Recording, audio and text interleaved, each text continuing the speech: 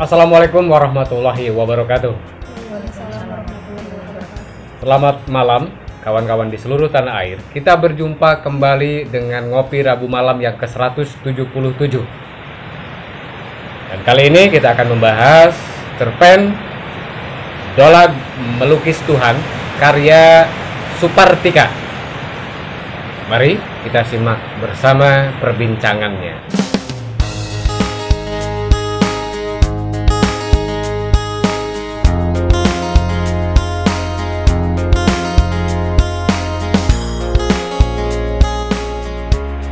Dolag Melukis Tuhan diterbitkan Kompas pada 7 April 2019. Sekitar sudah 2 tahun ya. Setahun lebih. Dan Ibu Supartika adalah seorang jurnalis Tribun Bali dan pengelola sebuah jurnal sastra Suara Saking Bali. Apa yang hendak disampaikan oleh kawan-kawan? Kawan-kawan. Dunia muram. Iya, bisa begitu. Kalau kita membaca cerpen ini, secara mudah langsung kita bisa menyimpulkan bahwa ini adalah monolog seorang yang gagal mengerjakan atau menempuh atau memilih profesi sebagai penulis juga sebagai pelukis. Dan pada akhirnya dia menjadi gila. Selesai. Kesimpulannya demikian. Tutup. Ya. Iya, ini monolog. Bagaimana penulis memberikan gambaran secara runtut tentang proses Dolag sebagai yang merasa dirinya pelukis setelah beralih profesi dari penulis pada mulanya dan berusia 70 tahun, sebuah masa yang sama sekali tidak produktif, bukan usia produktif maksudnya, dan dia kehilangan segalanya, kehilangan arah, kehilangan tujuan, bahkan untuk menciptakan sebuah objek ke dalam kanvas pun berlangsung serampangan. Itu sebagaimana dituliskan dalam beberapa kalimat yang demikian banal, memberikan judul kepada objek-objek yang dijadikan inspirasi di dalam lukisannya. Misalnya ada burung kuning yang terbang, dia sebut sebagai balada seekor burung. Balada seekor burung. Cukup begitu. Tidak menunjukkan isi tertentu yang bisa dipahami sebagai hasil perenungan apapun. Misalnya langit juga, langit yang mendung, dia beri judul sebagai Tepi Langit. Selesai. Tepi langit itu apa? Tapi karena tokoh Dolag diposisikan sebagai manusia tidak waras oleh penulis, maka siapapun pembacanya serta-merta akan memberikan pemakluman. Maklum orang yang gagal hidup, maklum orang yang sudah tidak lagi memiliki harapan terhadap apa saja yang dilakukannya. Itu ditunjukkan oleh respon seorang pemuda yang ditanyai setelah Dolag berusaha seheroik mungkin menciptakan Tuhan di dalam lukisannya itu. Jawabannya singkat saja, itu bukan Tuhan, itu hantu, kata pemuda yang lewat. So, apalagi? Kita tidak bisa menangkap sesuatu pergulatan batin macam apa yang kemudian ditunjukkan oleh beberapa tindakan Dolag terkait dengan kegagalannya sebagai penulis yang kemudian beralih menjadi pelukis. Artinya, kalaulah kita mencoba untuk mengkategorikan bahwa Dolag adalah seorang gila, seorang yang tidak jejak otaknya, saya pikir perlu ada semacam jembatan untuk memberikan keterangan kepada pembaca bahwa di sana pernah terjadi benturan, terutama secara psikologis, bagaimana gagalnya Dolag ketika menjadi penulis, dan itu menjadi sangat mendasar sebelum kemudian dia beralih profesi dan menjumpai kegagalan yang sama. Bagaimana misalnya ada sedikit contoh ketika dia menjadi penulis, lewat kata-kata yang dia ciptakan, pembaca akan tahu bahwa dia memang tidak berbakat untuk menggambarkan Tuhan dalam tulisan-tulisannya. Artinya, gila dalam konteks ini, saya berpikir bahwa perlu ada sedikit pembeda dibanding dengan gila yang karena sarafnya putus atau yang karena stres secara umum disebabkan oleh kehidupan yang demikian berat. Kita tidak menjumpai beratnya kehidupan Dolag ketika menjadi penulis kemudian menjadi gila, memilih menjadi pelukis dan seterusnya. Bahwa banyak pelukis yang menjadikan halusinasi sebagai jalan pertamanya, sebagai pijakan inspirasinya, ya. Tetapi ketika kita membaca semacam metamorfosis atau gradasi dari kegagalan dia sebagai penulis dan kemudian menemukan kegagalan yang lain ketika menjadi pelukis, dan itu sudah berlangsung bertahun-tahun sehingga masyarakat sekitar sudah demikian paham bahwa seluruh yang dikerjakan oleh Dolag adalah kengawuran, sesuatu yang ngaco, sesuatu yang tidak bisa diterima secara umum. Tetapi dalam penjelasan ini, dalam cerpen ini, kita tidak menemukan, kecuali bahwa dia pernah gagal menciptakan Tuhan lewat tulisan-tulisannya. Tetapi gagal menciptakan Tuhan lewat tulisan dengan contoh macam apa? Sehingga pembaca akan menjadi paham bahwa ini menjadi jalan bagi kegagalan tindakan dia berikutnya.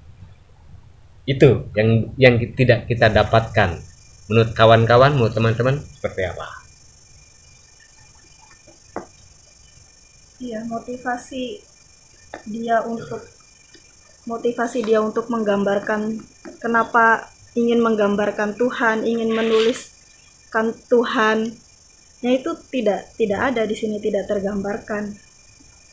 Terus dari namanya sendiri kan Dolag, aku malah kepikiran kalau di sini apakah ini sama gitu tuh dari kata dolog. Dolog kan artinya orang yang kurang gitu, dan ternyata ya penggambarannya seperti itu. Jakadolog.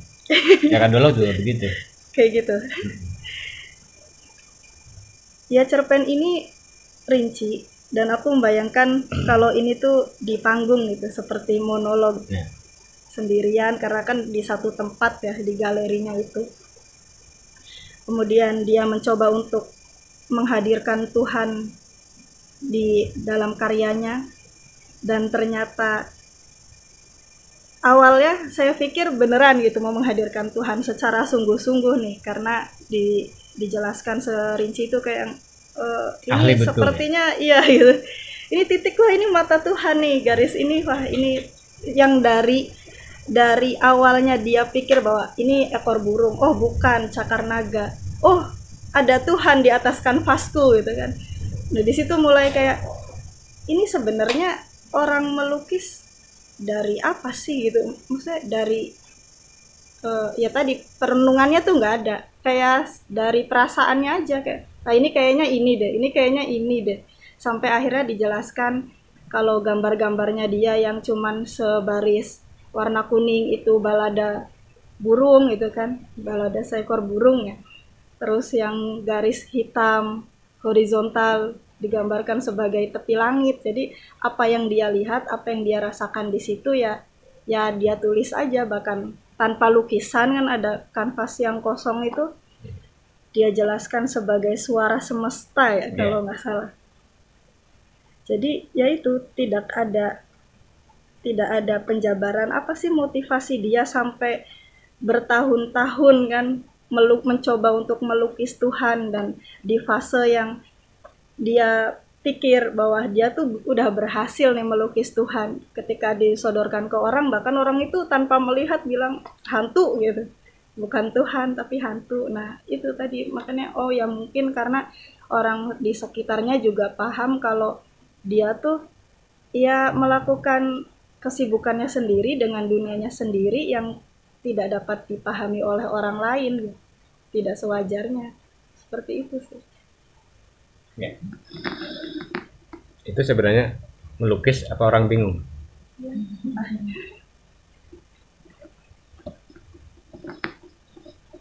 Lanjut nih. Iya, sepakat. Apa yang dikatakan Abang itu kalau misalnya dibilang monolog mungkin, tetapi saya membacanya itu justru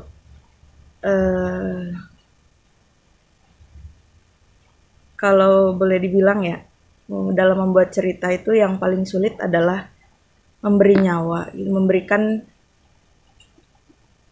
tulisan ini tuh ketika dibaca oleh orang tuh hidup gitu. Nah, saya tidak mendapati itu. Saya hanya mendapati ini rinci saja. Ini rinci dan sibuk. Sibuk dan ya kalau misalnya dibilang intensitas gitu, atau ya tidak ada yang loncat-loncat, ya gitu. Menggambarkan orang yang fokus melukis gitu. Dolag yang fokus melukis, bagaimana kemudian mengambil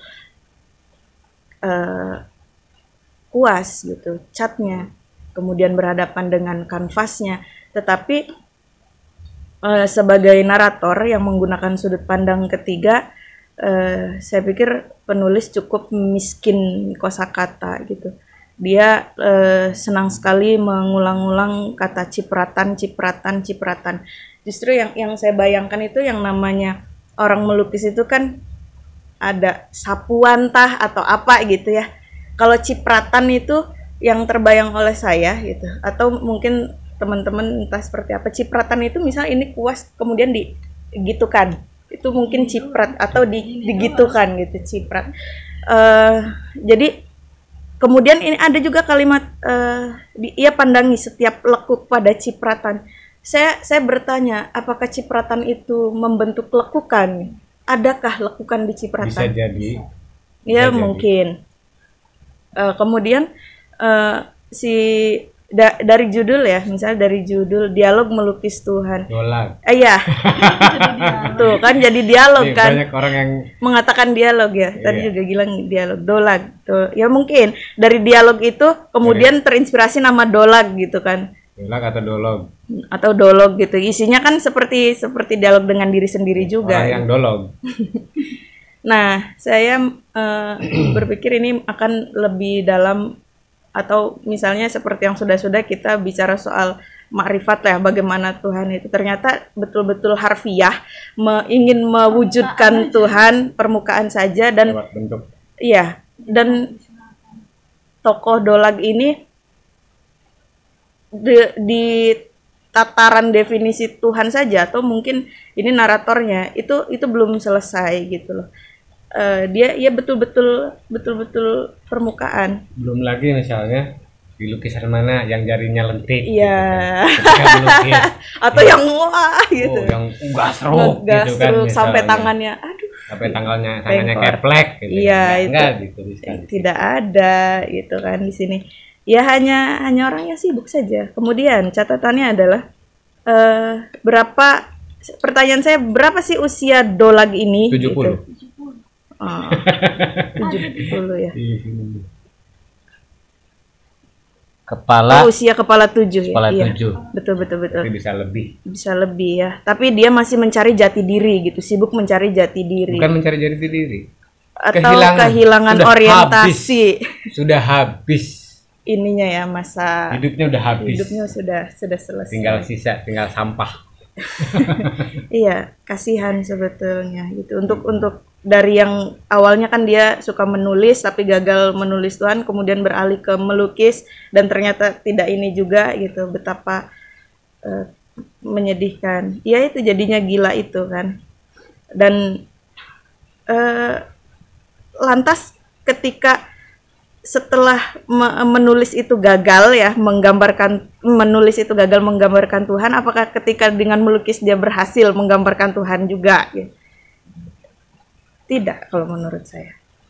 Kegagalan pertama itu akan mengantarkan kepada kegagalan berikutnya. Iya. Kegagalan pertama yang tidak selesai, kegagalan yang tidak tuntas akan menghasilkan kegagalan berikutnya. Jadi kegagalan itu bukan keberhasilan yang tertunda, bukan ya? Kegagalan yang tidak tuntas, tidak tuntasnya ini akan masalah. mengantarkan kepada kegagalan lain berikutnya. Nah, dan di paragraf ini akhirnya saya mencoba ini kan, di halaman kedua itu, cipratan cat berwarna kuning yang dia beri judul Balada Seekor Burung, yang ditulis dalam sepotong kertas putih kecil, yang ditempel di bawah lukisan, garis lurus horizontal, hitam di atas kanvas putih yang dia beri judul Tepi Langit. Akhirnya cuma begini doang, saya membayangkan gini kan, ini tepi langit, kemudian lengkung di titik 2 ini apa gitu. Ini garis yang sejajar cuma ada garis miring itu dia bilang batas maya gitu. Apa? Ini kan tidak sama dengan gitu kalau saya bayangkan gitu. Dan pertanyaan saya berikutnya juga, apakah teman-teman setelah membaca Pertanyaan kepada yang waras apa kepada yang gila? kepada yang waras apa yang gila ya? Iya. Iya ya. Iya gitu. Maksudnya setelah mengikuti bagaimana proses si Dolag ini melukis, apakah terbayang gitu lukisannya seperti apa? Kalau saya jujur bisa saja terbayang. bisa ya. Kalau saya Tapi jelas tidak itu terbayang. hasil perbuatan siapa? Iya. Iya sih, ya gitu. Dan mungkin kenapa banyak cipratan-cipratan tuh karena Ya, dia nggak bisa gambar sebenarnya, nggak Karena bisa bingung. melukis. Bingung. Dia bukan pelukis. Jadi Iya, cipratan ini membentuk cipratan. apa nih cipratannya? Iya, gitu. maksudnya asal aja. Iya, artinya sebagai misalnya penulisnya Abstrak. gitu. Penulisnya tuh tidak ada diksi lain untuk menggantikan cipratan gitu. Apakah Itu dari sisi pemilihan kata ya. pemilihan kata? Tapi dari diksinya? sisi value gitu kan.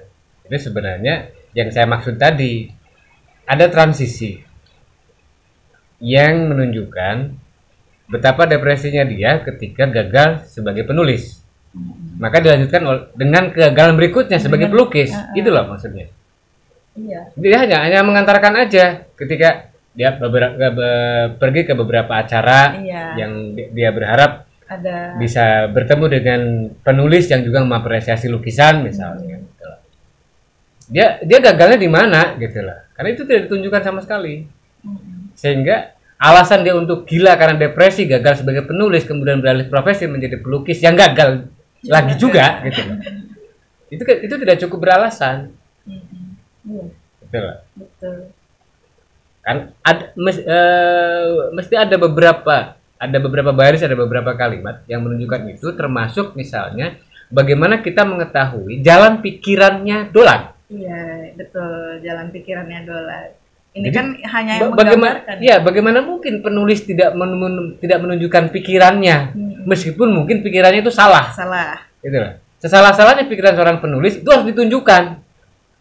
Dengan diam itu dia tidak tidak mewakili profesi apapun.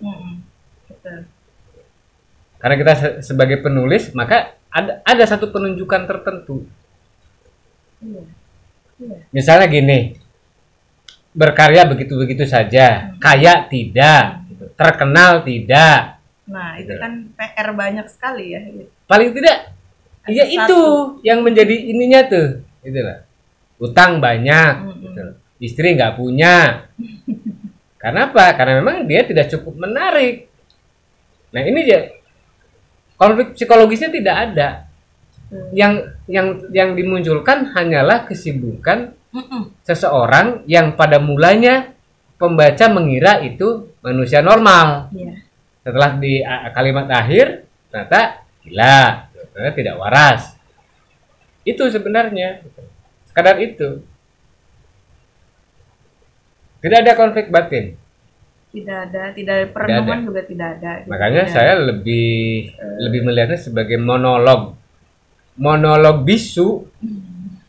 Iya, sudah monolog tapi bisu gitu loh. Karena tidak menjelaskan. Ya untuk misalnya di ending ini kan pungkas nih ya. Itu bukan Tuhan, itu hantu. Itu tuh jadi ini hanya jadi hantu gitu tuh hanya anu aja. Kalau dugaan saya ini tidak dipikirkan secara matang gitu loh. Kata pemuda itu tanpa melihat lukisan Dolag. Bagaimana mungkin mengatakan hantu jika tidak melihat gitu loh. Logikanya misalnya, atau maksud tidak melihat di sini sebetulnya nggak sudi atau males gitu, tapi Sudah kan, terlalu biasa. ya tapi jangan gini gitu, kalimatnya tuh tidak begini, Sudah terlalu biasa. atau mesti sambil melengos gitu kan tapi tidak melihat gitu, diksinya tuh kurang ini Ya. pemilihan katanya gitu. Maksudnya gini, kalau yang penulis juga mungkin juga agak kerepotan jika harus menuliskan seorang pemuda yang biasa lewat depan rumahnya, gitu kan, depan kontrakannya. Meskipun bisa, penjelasnya itu seorang pemuda yang biasa mondar-mandir, biasa bolak-balik melewati Ya, dia rumah udah, petaknya, gitu dia loh. udah tahu kan bagaimana Iya, perangai Dolag bisa. ini. Tapi itu ya aksesoris sebenarnya. Kalimat yang kurang tajam, tetapi yang kemudian menjadi persoalan bagi kita adalah value, konfliknya di mana, gitu kan? Transisi depresinya seperti apa? Itu yang tidak terjelaskan. Ini contoh bagi kita. Kalau judulnya cukup mengelirukan, Dolag dibaca dialog. Dolag dengan dolog mungkin ada kemiripan karakter maksudnya. Sebagaimana yang kita pahami, dolog itu ya pao, Dolag. pelangap pelongo pao. Betul. Itu saja. Ini sudah Cukup ya? cukup. Tidak perlu berpanjang-panjang karena isinya juga simpel. Baik, kawan-kawan di seluruh tanah air, demikian perbincangan kami mengenai cerpen Dolag Melukis Tuhan. Mohon maaf, terima kasih sudah mengapresiasi. Selamat malam. Wassalamualaikum warahmatullahi wabarakatuh. Waalaikumsalam.